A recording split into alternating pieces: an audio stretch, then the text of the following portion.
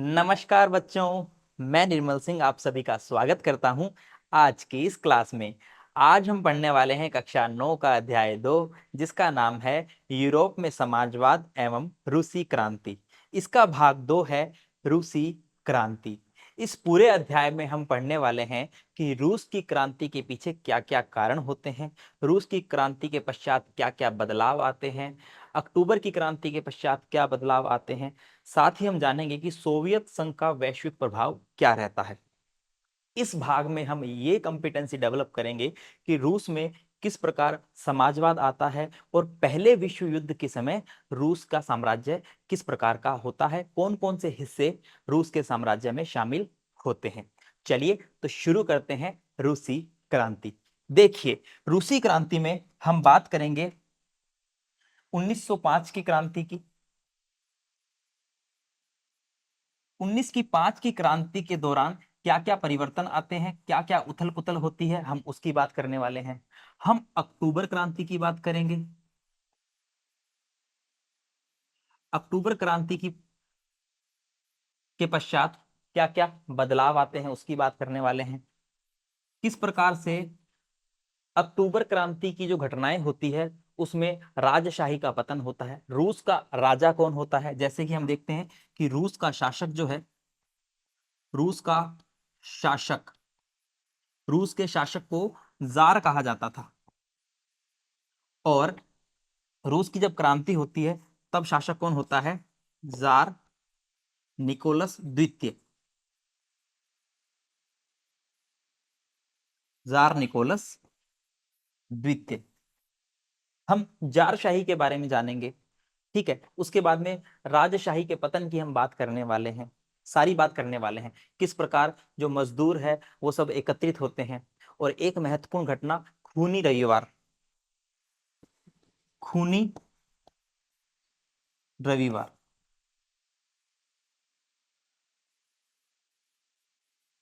खूनी रविवार को भी हम जानेंगे।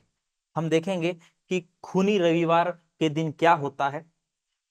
मजदूर जो है वो एकत्रित होते हैं फादर गैपन के नेतृत्व में, और जो विंटर पैलेस है, जो जार का महल है, उसके सामने एकत्रित होते हैं। फिर किस प्रकार जार द्वारा, पुलिस और कोसैक्स के द्वारा इन मजदूरों पर जो है हमला करवाया जाता है, बहुत से मजदूर घायल होते हैं। तो खूनी रविवार की घटना को भी हम जानने वाले हैं। चलिए तो शुरू करते हैं। देखिए बच्चों, रूसी क्रांति के दौरान हम देखते हैं कि 1917, फरवरी 1917 में राजशाही का पतन हो जाता है। और उसके पश्चात अक्टूबर में जो जो घटनाएं घटित होती है, इन सभी को अक्टूबर की क्रांति कहा जाता है। देखिए, 1917 की अक्टूबर क्रांति द्वारा रूस की सत्ता पर समाजवादियों ने कब्जा कर लिया था। और फरवरी 1917 के पश्चात राजशाही के पतन और अक्टूबर की घटनाओं को ही अक्टूबर क्रांति कहा जाता है। अब यहां पर राजशाही का पतन क्यों हो रहा है? राजशाही की बात करें तो राजा कौन था भाई? रूस की क्रांति के समय अगर राजा की बात करें तो राजा था जार निकोलस द्वितीय। यहां पर तस्वीर में आपको जार निकोलस द्वितीय भी दिखाई दे रहा है। तो जार जो है वह अपनी सत्ता पर किसी का भी नियंत्रण स्वीकार नहीं करना चाहता था, और ना ही जार किसी के प्रति जवाबदेही था। एक तरीके से हम कह सकते हैं कि भाई साहब, यहां पर तो निरंकुश राजशाही चल रही थी। निरंकुश राजशाही के तहत व्यक्ति जो है वो अपने अधिकारों का गलत प्रयोग भी करता है, जिसमें आम लोगों का फिर शोषण भी होता है। तो रूस के साम्राज्य पर जार निकोलस द्वितीय का शासन था। यहाँ पर जार निकोलस द्वितीय आपको दिखाई दे रहा है, ठीक है, वो आपको यहाँ पर दिखाई भी दे रहा है। अब देखिए, अगर हम बात करें कि रूस का जो साम्राज्य है वो इस समय किस प्रकार विभाजित था और रूस के साम्राज्य में कौन कौन से हिस्से शामिल थे, तो देखिए, वर्तमान फिनलैंड है वह भी रूस का हिस्सा था। लाटविया है, एस्टोनिया है, लिथुआनिया है, ये जो कुछ हिस्से हैं ये रूस में शामिल थे। रूस के साम्राज्य के अंक की बात करें तो वर्तमान Finland, Latvia, Lithuania, Estonia, Poland, Ukraine और बेलारूस के कुछ हिस्से, ये जो है ये रूस के साम्राज्य में शामिल थे। और यह जो साम्राज्य है यह प्रशांत महासागर तक फैला हुआ था। और इसी के साथ आज के मध्य एशियाई राज्यों के साथ साथ जॉर्जिया, आर्मेनिया व अजरबैजान भी इसी साम्राज्य के अंतर्गत आते थे। अगर हम रूस में धर्म की बात करें तो रूसी ऑर्थोडॉक्स क्रिश्चियनिटी को मानने वाले ज्यादा बहुमत में थे। तो रूसी ऑर्थोडॉक्स क्रिश्चियनिटी को मानने वाले बहुमत में थे। अगर हम बात करें साम्राज्य के तहत, तो साम्राज्य के तहत रहने वालों में कैथोलिक, प्रोटेस्टेंट, मुस्लिम और बौद्ध भी शामिल थे। अर्थव्यवस्था और समाज, अगर हम बात करें रूस की अर्थव्यवस्था की, तो इस समय 20वीं सदी की अगर बात करें तो 20वीं सदी के शुरुआत में रूस की लगभग 85% जो जनता है, जो जनसंख्या है, वह किस क्षेत्र में कार्यरत थी? तो वह थी खेती बाड़ी वाले क्षेत्र में कार्यरत। किसानों द्वारा उत्पादन किया जाता था, है ना, फसलों का उत्पादन होता था और उत्पादन जो है फिर वही उत्पादित फसलें बाजार में लाई जाती थी। तो 85% जनता खेती बाड़ी पर निर्भर थी। किसान बाजार के लिए भी पैदावार करते थे। रूस अनाज का एक बड़ा निर्यातक था और उद्योग बहुत कम थे। तो देखिए यहां पर किसानी कार्य जो है, खेती बाड़ी का कार्य जो है, वो लगभग 85% लोगों द्वारा किया जाता था और इस प्रकार से रूस जो है वह अनाज का एक बड़ा उत्पादक क्षेत्र के रूप में जाना जाता था। उद्योग यहाँ पर बहुत कम थे। अगर हम बात करें उद्योगों में तो सेंट पीटर्सबर्ग और मॉस्को, ये दो प्रमुख औद्योगिक इलाके थे।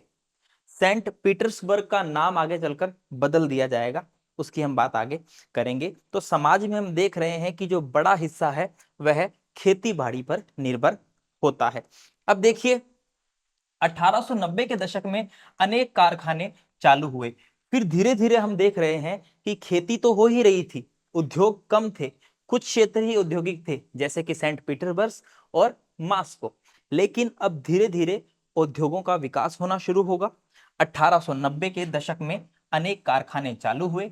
रूसी उद्योगों में विदेशी निवेश तेजी से बढ़ा, यानी कि विदेशों से भी उसे सहायता मिलने लगी। विदेशी निवेश जो है रूसी उद्योगों में बढ़ने लगा। रूस के कोयला उत्पादन में 2 गुना और स्टील उत्पादन में 4 गुना वृद्धि हुई और ज्यादातर कारखाने उद्योगपतियों की निजी संपत्ति थी। तो इस प्रकार से हमने देखा कि धीरे धीरे औद्योगिक क्षेत्र में भी रूस के अंदर हमें विकास देखने को मिलता है। जब विदेशी निवेश रूस को मिलता है तो 4 गुना, 2 गुना, अलग अलग क्षेत्रों में जैसे कोयला के क्षेत्र में हमें 2 गुना और स्टील उत्पादन में हमें 4 गुना वृद्धि देखने को मिल रही है। तो इस प्रकार से अर्थव्यवस्था और समाज की बात करें तो शुरुआत में खेतीबाड़ी का महत्व होता है और धीरे धीरे 1890 के दशक में फिर अनेक कारखाने भी खुलने शुरू हो जाते हैं। चलिए, तो यहां पर आप युद्ध से पहले सेंट पीटर्सबर्ग में बेरोजगार किसानों की हालत आप देख सकते हैं। यहां पर देखिए बहुत सारे लोग धर्मार्थ लंगरों में खाना खाते थे और खस्ता हाल मकानों में रहते थे। लंगर यानी जहां पर जो है फ्री में खाना खिलाया जाता है। आपने सिख धर्म में बहुत से लंगरों के आयोजन के बारे में सुना होगा, लंगर जहां पर निःशुल्क भोजन होता है। तो कुछ इसी प्रकार से युद्ध से पहले जो सेंट पीटर्सबर्ग में बेरोजगार किसान किस प्रकार से खाना खा रहे हैं आप यहां पर देख सकते हैं। तस्वीर के अंदर इन किसानों की खस्ता हालत आपको दिखाई दे रही है। चलिए, तो मजदूर जो है फिर एकजुट होकर हड़ताल भी कर देते थे। अब अगर मजदूरों को पर्याप्त मुनाफा नहीं मिलेगा, है ना, उनसे काम ज्यादा करवाया जाएगा, काम के बदले उतना प्रतिफल नहीं मिलेगा, तो मजदूर अक्सर हड़ताल भी कर दिया करते थे। क्योंकि जो औद्योगिक क्षेत्र थे, जो कारखाने थे, वो निजी संपत्ति थी और कारखानों के जो मालिक है वो मजदूरों से जो है कार्य करवाते थे। अगर पर्याप्त प्रतिफल न मिलने पर मजदूर जो है वह हड़ताल भी कर दिया करते थे। विशाल संपत्तियों पर सामंतों, राजशाही और ऑर्थोडॉक्स चर्च का कब्जा था। तो बड़ी बड़ी संपत्तियों पर देखिए चर्च का महत्व है, चर्च का प्रभुत्व बढ़ता जा रहा है, राजशाही का प्रभुत्व है और सामंतों का। और अगर हम बात करें देहात की ज्यादातर जमीन पर तो वहां किसान जो है खेती किया करते थे। रूसी किसान समय समय पर सारी जमीन अपने कम्यून या मीर को सौंप दिया करते थे। और साथ ही आपको यहां पर क्रांति पूर्व रूस में एक डोमेट्री में बने बंकर में सोते मजदूर दिखाई दे रहे हैं। ये मजदूर इस प्रकार की डोमेट्री में सोया करते थे। वे पालियों में बारी बारी से सोते थे और परिवार को साथ नहीं रख सकते थे। ठीक है, तो इस प्रकार की डॉर्मेट्री के अंदर मजदूर सोया करते थे। तस्वीर में आप यहाँ पर मजदूरों की हालत के बारे में देख सकते हैं। चलिए तो हम आगे देखते हैं कि रूस में समाजवाद को लेकर फिर क्या क्या प्रयास किए गए, किन किन संगठनों की स्थापना होती है। ठीक है, यहां हम दो महत्वपूर्ण संगठनों की बात करेंगे, जिसमें नंबर एक है Russian social democratic workers party, यानी कि रूसी सामाजिक लोकतांत्रिक पार्टी। देखिए स्थापना इसकी होती है 1898 में। मार्क्स की विचारधारा के बारे में आप सभी जानते हैं। मार्क्स ने औद्योगिक जो युग है उसे पूंजीपतियों का युग कहा, और मार्क्स ने मजदूरों को कहा कि अगर आपको अपनी स्थिति सुधारनी है तो आपको पूंजीपतियों और इन उद्योगपतियों के खिलाफ जो है क्या करनी पड़ेगी, आवाज उठानी पड़ेगी, और इसमें विजय आपकी ही होगी। तो मार्क्स की जो विचारधारा है, मार्क्स की विचारधारा से जो लोग प्रभावित थे, यानी कि मार्क्स विचारधारा वाले समाजवादियों द्वारा जो है इस पार्टी का गठन किया जाता है। इस पार्टी ने क्या किया मजदूरों के लिए, तो अखबार द्वारा मजदूरों को संगठित एवं हड़ताल कार्यक्रम आयोजित किए, यानी कि इन्होंने अखबारों के माध्यम से मजदूरों को संगठित किया, एकत्रित किया, उन्हें अपने हित के लिए हड़ताल करने पर भी प्रोत्साहन दिया। इसी के साथ एक और महत्वपूर्ण पार्टी है सोशलिस्ट रेवोल्यूशनरी पार्टी, समाजवादी क्रांतिकारी पार्टी। इस पार्टी की जो स्थापना है वह 1900 में होती है। 1900 में स्थापित यह पार्टी रूस के ग्रामीण इलाकों के सक्रिय समाजवादी द्वारा गठित की जाती है। इनका जो गठन होता है पार्टी का, वो रूस के ग्रामीण इलाकों के सक्रिय समाजवादियों द्वारा किया जाता है। किसानों के अधिकारों के लिए यहां पर हमें देखने को मिल रहा है संघर्ष, यानी कि यह जो पार्टी है वह किसानों के अधिकारों के लिए संघर्ष करती है, और सामंतों के कब्जे वाली जमीन किसानों को सौंपी जाए, यह महत्वपूर्ण मांग इस पार्टी की होती है, क्योंकि बहुत सी जमीन सामंतों के और ऑर्थोडॉक्स चर्च के अधीन देखने को मिलती है। इस वजह से इस पार्टी की एक मांग होती है कि जो सामंतों के कब्जे वाली जमीन है वो किसे दी जाए, वो किसानों को दी जाए। तो देखिए सामाजिक लोकतंत्रवादी सोशल डेमोक्रेट्स खेमा समाजवादी क्रांतिकारियों से सहमत नहीं था। यह जो खेमा है वो समाजवादी क्रांतिकारियों से सहमत क्यों नहीं था, क्योंकि देखिए लेनिन का क्या मानना था, लेनिन का मानना था कि यह जो संगठन है, जैसे अभी पीछे हमने दो संगठनों की बात की, यह संगठन क्रांति के लिए किसानों को मजबूत तो बना रहा है, किसानों को प्रोत्साहित तो कर रहा है, लेकिन किसान जो है वो सभी एकजुट नहीं है। लेनिन कहता है कि किसानों में एकजुटता नहीं है। आखिरकार ऐसा क्या कारण था कि किसानों में एकजुटता नहीं थी, क्योंकि देखिए किसानों के जो काम है, इन कामों के अंदर जो है बहुत सारे विभेद पाए जाते हैं। किसान तरह तरह के काम करते थे, कुछ किसान अमीर थे, कुछ किसान गरीब थे, कुछ किसान खेती करते थे, कुछ पूंजीपति थे, तो किसानों में भी अलग अलग विभेद देखने को मिलते हैं। इस वजह से लेनिन का मानना था कि किसान एकजुट नहीं है। तो देखिए किसान खेती भी करते हैं, कुछ किसान अमीर हैं, कुछ गरीब हैं, कुछ मजदूर हैं जो अपना जीवन चलाने के लिए मजदूरी करते हैं, और कुछ पूंजीपति भी हैं। तो इस प्रकार विभेदों के कारण समाजवादी आंदोलन का हिस्सा नहीं हो सकते। कौन? किसान। किसानों में ही अपने इतने सारे विभेद होने की वजह से ये जो किसान है वो समाजवादी आंदोलन का हिस्सा नहीं हो सकते, ऐसा मानना था लेनिन का। चलिए तो अगर हम देखें कि संगठन की रणनीति पर पार्टी में व्याप्त मतभेद, अब देखिए यहां पर हम देख रहे हैं कि जो संगठन बने हैं उसमें भी पार्टी में भी अलग अलग मतभेद होते हैं। जैसे कि एक संगठन होता है बोल्शेविक और एक होता है मेंशेविक। इनमें आपस में क्या मतभेद होता है? देखिए जो बोल्शेविक है वो क्या मानते हैं, बोल्शेविक का जो मुखिया था वो लेनिन था। अभी हमने क्या बताया, लेनिन क्या कहता था कि जो किसान है वो एकजुट नहीं है। ठीक है, लेनिन जो है दोस्तों इनका मुखिया होता है। लेनिन चाहता है कि पार्टी अनुशासित हो, यानी कि बोल्शेविक चाहते हैं कि पार्टी अनुशासित हो, सदस्यों की संख्या व स्तर पर उसका नियंत्रण हो, यानी कि पार्टी अनुशासन में रहे और पार्टी के जो सदस्य हैं उनकी जो संख्या है वह जो है वह पार्टी के नियंत्रण में ही रहे। वहीं मेंशेविक जो है वह पार्टी में सभी को सदस्यता दी जानी चाहिए का समर्थन करते थे। ये चाहते थे कि भाई पार्टी में सभी को सदस्यता होनी चाहिए। ठीक है, तो ये बोल्शेविक और मेंशेविक ये दो मत हैं, ये भी आपको याद रखने हैं। अब हम देख रहे हैं उथल पुथल का समय, 1905 की क्रांति। 1905 की क्रांति में क्या घटनाएं घटित होती है? 1905 की क्रांति के अंदर हम दोस्तों एक महत्वपूर्ण घटना का भी उल्लेख करेंगे जिसका नाम है खूनी रविवार। और खूनी रविवार आपके एग्जाम के पॉइंट ऑफ व्यू से बहुत जरूरी है, एग्जाम में पूछी जाएगी। देखिए, रूस एक निरंकुश राजशाही था, यानी कि रूस पर राजा का शासन था। राजा को जार कहा जाता था। जार कौन था? जार निकोलस द्वितीय था। निरंकुश यानी कि जिसकी सत्ता पर किसी का अंकुश न हो। अब निरंकुश राजशाही की बात करें तो राजा बिना रोक टोक के शासन करे, ऐसा राजा जो बिना रोक टोक के। अब ऐसा राजा तो कुछ गलत काम भी कर सकता है। जार राष्ट्रीय संसद के अधीन नहीं था, बस वही बात है, राष्ट्रीय संसद के अधीन नहीं था। इट मींस वह खुद की जवाबदेही किसी के प्रति नहीं मानता था, जो उसे करना था वो करता था बिना रोक टोक के। उदारवादियों ने इस स्थिति को खत्म करना चाहा और 1905 की क्रांति में उन्होंने संविधान की रचना के लिए काम किया। उदारवादी, जिन्हें हम कहते हैं लिबरल्स, तो लिबरल्स का मानना था कि भाई ये स्थिति बदलनी चाहिए, जार जो है इस प्रकार निरंकुश नहीं हो सकता। संविधान की रचना के लिए इन्होंने काम किए। अब देखिए क्या होता है, उन्होंने सोशल डेमोक्रेट और समाजवादी क्रांतिकारियों को साथ लिया और किसानों व मजदूरों के बीच काम किया। उन्हें राष्ट्रवादियों और जदीदियों का भी समर्थन मिलता है। तो इस प्रकार उदारवादियों को राष्ट्रवादियों का सहयोग मिला। और जदीदी, जदीदी कौन थे? जो कि रूस के अंदर सक्रिय मुस्लिम जो वर्ग था उसे जदीदी कहते थे। रूसी साम्राज्य में सक्रिय मुस्लिम सुधारवादी, है ना, ये भी सुधारवादी थे, जो कि परिवर्तन चाहते थे, जो कि स्थिति में सुधार चाहते थे। ठीक है, तो ये सुधारवादी जदीदी, इनका भी समर्थन मिलता है उदारवादियों को, और राष्ट्रवादियों का भी समर्थन मिलता है।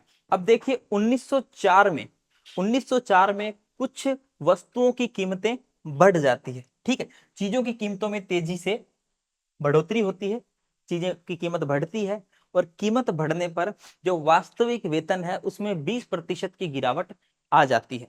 अब वास्तविक वेतन क्या होता है? यानी कि यह इस बात का पैमाना है कि किसी व्यक्ति के वेतन से वास्तव में कितनी चीजें खरीदी जा सकती है, यानी कि वास्तविक वेतन। तो इस प्रकार चीजों की कीमतें बढ़ रही है और वास्तविक वेतन घट रहा है। ठीक है, अब इस प्रकार वास्तविक वेतन घटेगा तो फिर क्या होगा? 1904 में असेंबली ऑफ रशियन वर्कर्स, रूसी श्रमिक सभा का फिर गठन हुआ।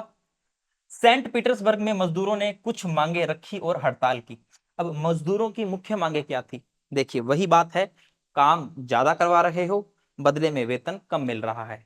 तो मजदूरों की मांग थी कि काम के घंटे जो है वो घटाकर 8 घंटे किए जाएं। ठीक है, इसी के साथ उनकी मांग थी कि वेतन में वृद्धि हो। भाई पूरे दिन काम कर रहे हैं तो कम से कम उतना वेतन तो मिलना चाहिए जितना वे कार्य कर रहे हैं। ठीक है, साथ ही कार्य स्थितियों में सुधार हो, है ना, कार्य स्थितियों में सुधार होना चाहिए ताकि वे भी बिना किसी समस्या के अपने काम आसानी से कर सकें। तो ये मांगे थी किसकी? ये मांगे थी किसानों की, मजदूरों की, है ना। मजदूरों की मुख्य मांगे हमें यहाँ पर देखने को मिलती है। अब मजदूर क्या होंगे? एकजुट होंगे। एकजुट होकर क्या करेंगे? वह विंटर पैलेस, अच्छा विंटर पैलेस क्या होता है? तो विंटर पैलेस वो जगह है जहां पर जार राजा रहा करता था।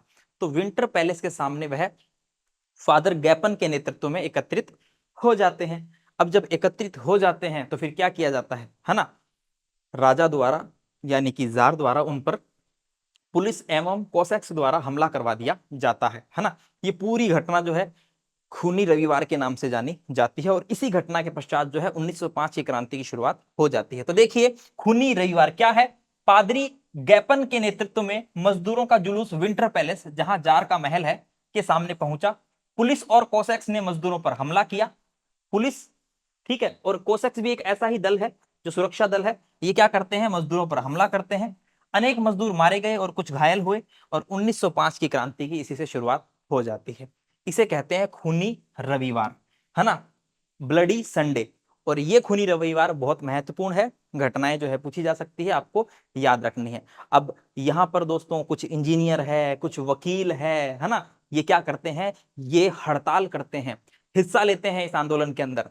तो वकील, डॉक्टरों, इंजीनियर और अन्य मध्यम वर्गीय कामगारों ने संविधान सभा के गठन की मांग करते हुए यूनियन ऑफ यूनियंस की स्थापना की। यहाँ पर आपको तस्वीर में दिखाई दे रहा है कि किस प्रकार जो सभी लोग हैं वह अब यूनियन ऑफ यूनियंस की स्थापना की मांग कर रहे हैं, संविधान सभा के गठन की मांग कर रहे हैं, राजा का जो निरंकुश शासन है उसे उखाड़ फेंकने के लिए प्रयास कर रहे हैं। चलिए, तो इससे क्या होता है? जार ने एक निर्वाचित परामर्शदाता संसद या ड्यूमा के गठन पर सहमति दे दी, है ना। जार ने सहमति दे दी कि चलो ठीक है, ड्यूमा का गठन किया जाए, एक परामर्शदात्री संसद, या हम कह सकते हैं परामर्शदाता संसद का गठन किया जाए। लेकिन जार जो है वह 75 दिन, यानी कि जो पहली ड्यूमा है उसे 75 दिन में, और जो दूसरी ड्यूमा है उसे 3 महीने के अंदर बर्खास्त कर देता है। क्यों कर देता है बर्खास्त? क्योंकि जार अपनी सत्ता पर किसी का भी नियंत्रण नहीं चाहता, वह नहीं चाहता कि वह किसी के प्रति जवाबदेह हो, इसलिए वह ड्यूमा को भंग कर देता है। वह किसी तरह की जवाबदेही या अपनी सत्ता पर किसी तरह का अंकुश नहीं चाहता था। उसने मतदान कानूनों में फेरबदल किया। तीसरी ड्यूमा में रूढ़िवादी राजनेताओं को भर डाला। अब रूढ़िवादी राजनेता आप सभी को पता है, रूढ़िवादी तो अतीत का सम्मान करते हैं, रूढ़िवादी तो परिवर्तन को नहीं स्वीकारते हैं, वे परिवर्तन नहीं चाहते हैं, है ना। रूढ़िवादी रेडिकल और उदारवादियों के क्या थे? खिलाफ थे, है ना। तो तीसरी ड्यूमा ने रूढ़िवादी राजनेताओं को भर डाला, साथ ही उदारवादियों और क्रांतिकारियों को बाहर रखा गया, है ना। उदारवादी, राष्ट्रवादी, है ना, इसके अलावा क्रांतिकारी, इन सबको बाहर रखा गया। तो देखिए ड्यूमा का गठन भी होता है और राजा द्वारा ड्यूमा को जो है बर्खास्त भी कर दिया जाता है। अब हम आगे देखते हैं पहला विश्व युद्ध और रूसी साम्राज्य। अब आप सभी को पता है प्रथम विश्व युद्ध शुरू होता है 1914 ईस्वी के अंदर, है ना। शुरुआत में इसमें कुछ देश शामिल होते हैं, लेकिन जैसे जैसे यह युद्ध बढ़ता है इसमें और अन्य देश भी शामिल होने लग जाते हैं। मुख्य रूप से प्रथम विश्व युद्ध के अंदर जो विश्व है वह दो खेमों में बंट जाता है। यहां पर हम बात करेंगे 1914 में यूरोपीय गठबंधनों के बीच युद्ध छिड़ गया। दो खेमे कौन से होते हैं? एक है जर्मनी, ऑस्ट्रिया और तुर्की केंद्रीय शक्तियां, और एक है फ्रांस, ब्रिटेन व रूस। बाद में इसमें इटली और रोमानिया भी शामिल हो जाता है। तो दोस्तों जो विश्व है वह दो खेमों में बंट जाता है। यहाँ पर प्रथम विश्व युद्ध के समय जो रूसी साम्राज्य है आपको यहाँ पर दिखाया जा रहा है। 1914 का यूरोप मानचित्र में रूसी साम्राज्य, ये जो क्षेत्र है इतना इतना आपको दिखाई दे रहा है, यह है रूसी साम्राज्य वाला क्षेत्र है, ठीक है, याद रखिएगा। यहां पर पहले महायुद्ध में शामिल यूरोपीय देशों को भी दर्शाया गया है, ठीक है। तो इस मैप में आपको याद रखना है, जैसे देखिए आपको जर्मनी यहां दिखाई दे रहा है, ठीक है, जर्मनी आपको यहां दिखाई दे रहा है ना। हमने इटली की बात की थी, बाद में इटली, है ना, तो यहाँ पर इटली आपको दिखाई दे रहा है, फ्रांस आपको दिख रहा है। चलिए बाकी आपको रोमानिया, बुल्गारिया, काला सागर, ओटोमन साम्राज्य, यूनान, ये सारे क्षेत्र आपको इसमें दिखाई दे रहे हैं। बाकी प्रथम विश्व युद्ध में शामिल होने वाले देशों को भी यहाँ पर दिखाया गया है। तो प्रथम विश्व युद्ध के समय फिर रूसी साम्राज्य की क्या हालत होती है? तो इस युद्ध को शुरू शुरू में रूसियों का काफी ज्यादा समर्थन मिलता है ना। शुरू शुरू में रूसियों का समर्थन मिलता है इस युद्ध में, लेकिन आपको पता है समय निकलने के साथ साथ फिर धीरे धीरे फिर महत्व कम होता चला जाता है। युद्ध जब लंबा खिंचने लगा, तो जब लंबा खिंचने के साथ ही जार ने ड्यूमा में मौजूद मुख्य पार्टियों से सलाह लेना छोड़ दिया। अब जार जो है वह ड्यूमा के अंदर जो मुख्य पार्टियां हैं उससे सलाह नहीं ले रहा है, यानी कि फिर वही बात है, जार जो है वह अपनी मनमानी कर रहा है, किसी भी प्रकार की पार्टी के प्रति या ड्यूमा के प्रति जवाबदेही वह स्वीकार नहीं कर रहा है। जो जर्मनी विरोधी भावनाएं हैं वह भी क्या होती है, दिनों दिन बढ़ने लगती है, दिनों दिन बलवती होने लगती है। और एक महत्वपूर्ण बात आपको याद रखनी है, सेंट पीटर्सबर्ग का जो नाम बदलकर क्या कर दिया जाता है, पेट्रोग्राद कर दिया जाता है ना। तो सेंट पीटर्सबर्ग का नाम बदल दिया गया है यहां पर, यह भी आपको याद रखना है। जरीना, जरीना कौन है? जरीना है जार की पत्नी महारानी जरीना अलेक्सांद्रा, और साथ ही रासपुतीन नामक सन्यासी ने राजशाही को अलोकप्रिय बना दिया। अब जो टाइम होता है 1914 से लेकर 1916 के बीच का, इस समय क्या होता है, इस बीच जर्मन और ऑस्ट्रिया में रूसी सेनाओं को पराजय झेलनी पड़ती है। साथ ही फसलों और इमारतों के विनाश से रूस में 30 लाख से ज्यादा लोग शरणार्थी हो जाते हैं। और युद्ध जो होता है, युद्ध से देखिए किसी का फायदा वैसे भी नहीं होता है, युद्ध से नुकसान होता है। तो वहां पर युद्ध हमें यहां भी देखने को मिल रहा है, और युद्ध में यहां पर क्या होता है, उद्योगों पर भी क्या होता है, बुरा असर पड़ने लगता है। बाल्टिक समुद्र में जिस रास्ते से विदेशी औद्योगिक सामान आते थे उस पर जर्मनी कब्जा हो चुका था, है ना। धीरे धीरे हम देख रहे हैं कि जैसे रेल लाइनों का विकास हुआ और यहां पर रेल लाइनें टूटती हुई नजर आ रही है, रेल लाइनें टूटने लगी, मजदूरों की कमी पड़ने लगी, है ना, मजदूरों की कमी पड़ने लगी। अनाज जो है वह अब सैनिकों के पास भेजा जाने लगा, क्योंकि सैनिक जो है वह युद्ध में संलग्न हो चुके हैं, युद्ध कर रहे हैं, अब उन्हें ज्यादा से ज्यादा अनाज की जरूरत है। इससे क्या होगा, अब जब अनाज सैनिकों के मोर्चे पर भेजा जाएगा तो रोटी की दुकानों पर फिर दंगे होंगे, क्योंकि अब ज्यादातर जो अनाज है वो सैनिकों के मोर्चों पर भेजा जा रहा है। तो फिर अन्य जो लोग हैं जो शहर में रह रहे हैं उनके पास में पर्याप्त अनाज नहीं है, तो फिर क्या होगा, रोटी की दुकानों पर दंगे होंगे। तो इस प्रकार की स्थिति प्रथम विश्व युद्ध के समय रूस की हो जाती है। ठीक है, आपको याद रखनी है। चलिए अब हम बात करते हैं कि हमने इस पूरे भाग में क्या सीखा है। हमने खूनी रविवार की बात की। हमने बात की कि जब मजदूर एकत्रित होकर अपनी मांगे मनवाने के लिए फादर गैपन या फिर पादरी गैपन के नेतृत्व में विंटर पैलेस के समक्ष जाते हैं, तब जो राजा होता है वह पुलिस और कोसैक्स के द्वारा मजदूरों पर हमला करवा देता है, जिसमें काफी मजदूर घायल होते हैं और मारे भी जाते हैं। यह जो दिन था इसको खूनी रविवार के नाम से जाना जाता है और इसी के साथ में 1905 की क्रांति की शुरुआत हो जाती है। हमने जाना 1905 की क्रांति की शुरुआत, तो शुरुआत के बारे में मैंने आपको बता दिया है। चलिए तो अब कर लेते हैं मूल्यांकन, देखते हैं। देखिए, जार किस देश का शासक था? तो देखिए मैंने आपको बताया कि रूस के अंदर जारशाही थी, है ना, यानी कि रूस के अंदर जार जो राजा होता है उसे जार कहते हैं। तो यहां पर अमेरिका, रूस, इंग्लैंड या जापान, तो रूस आएगा। सेकंड प्रश्न है, रूसी बोल्शेविक पार्टी का नेता कौन था? लेनिन, मार्क्स, मैजिनी या जॉर्ज बुश? तो लेनिन, रूसी बोल्शेविक पार्टी का नेता लेनिन था। तीसरा प्रश्न है, सेंट पीटर्सबर्ग का नाम नया नाम क्या पड़ा? तो पेट्रोग्राद, पोलैंड, पेरिस या लंदन? तो पेट्रोग्राद जो है वह सेंट पीटर्सबर्ग का नाम बदल के रख दिया जाता है। आप सभी को पता है सेंट पीटर्सबर्ग और मॉस्को जो है वह औद्योगिक इलाके भी होते हैं। चौथा प्रश्न है, सही या गलत वाला, Russian social democratic workers party का गठन 1898 में किया गया, सत्य असत्य? तो यह बात है सत्य। नेक्स्ट प्रश्न है, खाली स्थान भरना है, fill in the blank. Dash dash dash के नेतृत्व में मजदूरों का जुलूस विंटर पैलेस पहुंचा। तो यहां पर पादरी पादरी गैपन के नेतृत्व में। ठीक है, याद आपको रखना है। चलिए तो यह भाग यहीं समाप्त होता है, मिलते हैं नेक्स्ट भाग में। धन्यवाद।